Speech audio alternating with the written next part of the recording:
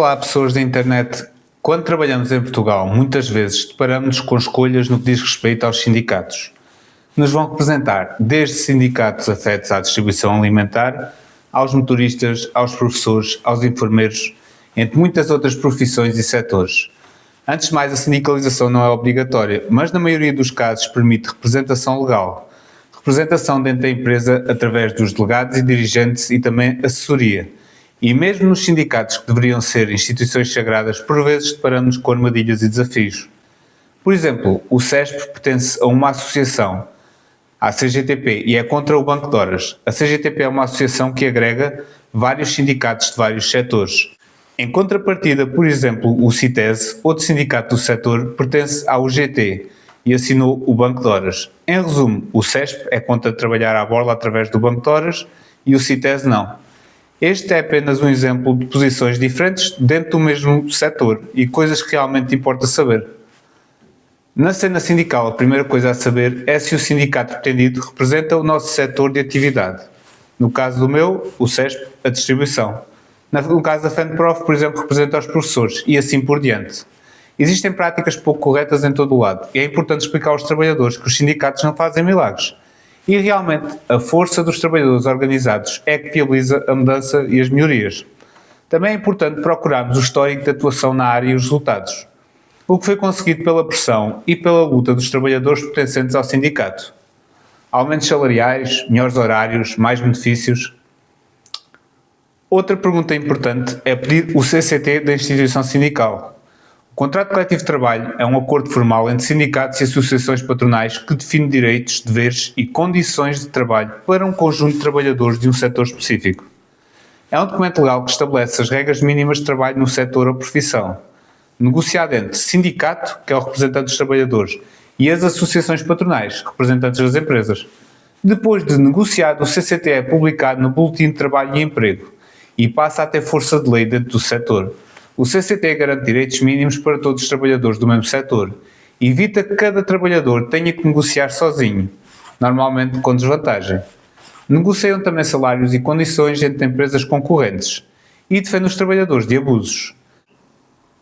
Uma associação patronal como a APEP pode aplicar uma portaria de extensão do contrato que lhe convenha.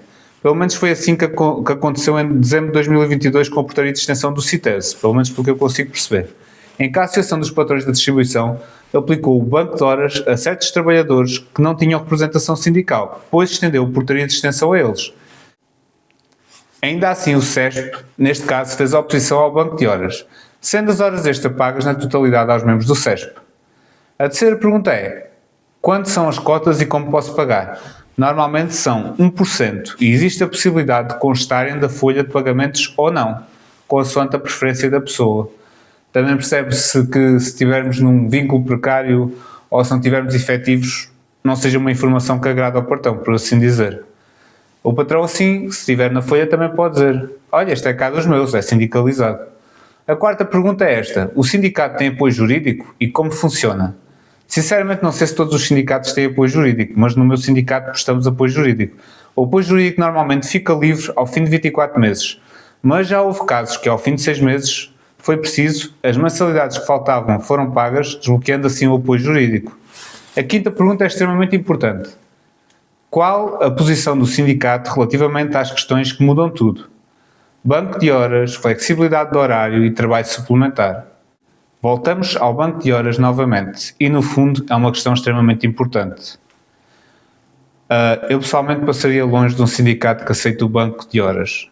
Embora o próprio banco de horas seja uma dificuldade que existe em negociar o contrato coletivo de trabalho no meu sindicato, na minha área de ação. Mas não podemos ceder certas coisas a terroristas, por assim dizer. É trocar tempo que por direito já era teu por nada. Não agrega nada e se fazemos horas é para ganhar dinheiro.